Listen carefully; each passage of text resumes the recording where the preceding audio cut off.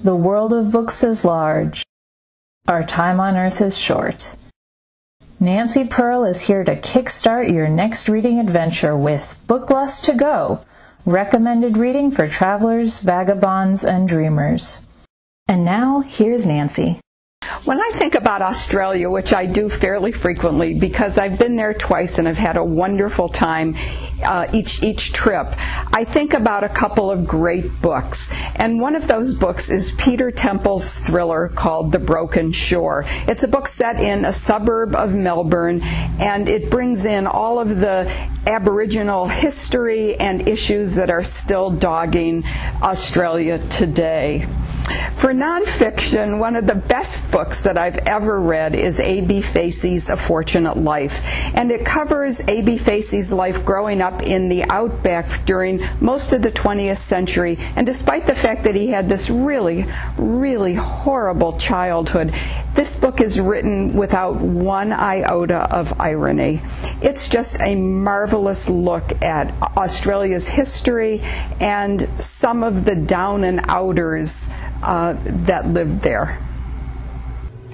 Now, I have not been back to Ireland since my reckless youth, when I hitchhiked from the Galway airport out to the home of a friend of a friend of a friend of a friend. But I have been back several times in books, and two of my favorite writers are Nuala O'Phelan and Pete McCarthy. I love Nuala O'Phelan's memoir, Are You Somebody?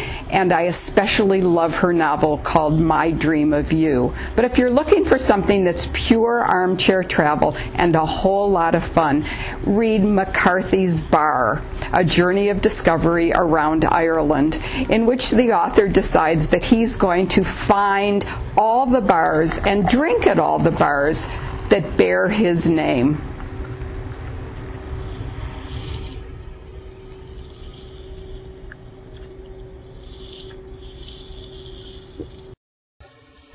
While I was working on Book Lust to Go, I spent a lot of time perusing Peru. And one of the men I encountered was Hiram Bingham, a Yale explorer, who wrote a book called The Lost City of the Incas. Now, Bingham is thought to be the basis for the fictional character Indiana Jones. And in his book, he takes credit for discovering Machu Picchu. Now, there's an ongoing kerfuffle about whether he didn't really discover it, and also whether Yale needs to return the artifacts that he took from that place. But we shouldn't let either one of those things deter us from enjoying Bingham's book. Another explorer that I was so happy to find traveled to Peru is the indefatigable traveler and bicyclist Dervla Murphy. She's a woman of a certain age, not young, who, along with her daughter and a mule, traversed very, very unknown parts of the Andes. Now, there are many things you can do in Las Vegas. You can marry, or you can divorce, or you can play poker, or, as I prefer to do, you can read.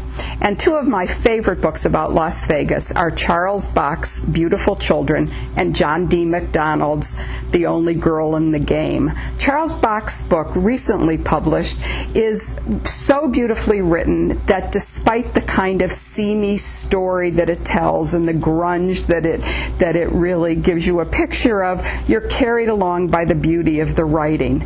John D. MacDonald, on the other hand, wrote The Only Girl in the Game many years ago, and he's usually known for his Travis McGee books set in Fort Lauderdale, Florida. But in The Only Girl in the Game, he gives a picture of Las Vegas before it became Las Vegas. Now, let's see what I was dealt.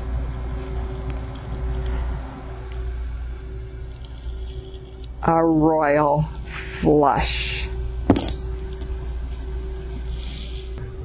I'm Nancy Pearl, author of Book Lust to Go, recommended reading for travelers, vagabonds, and dreamers, available wherever books are sold.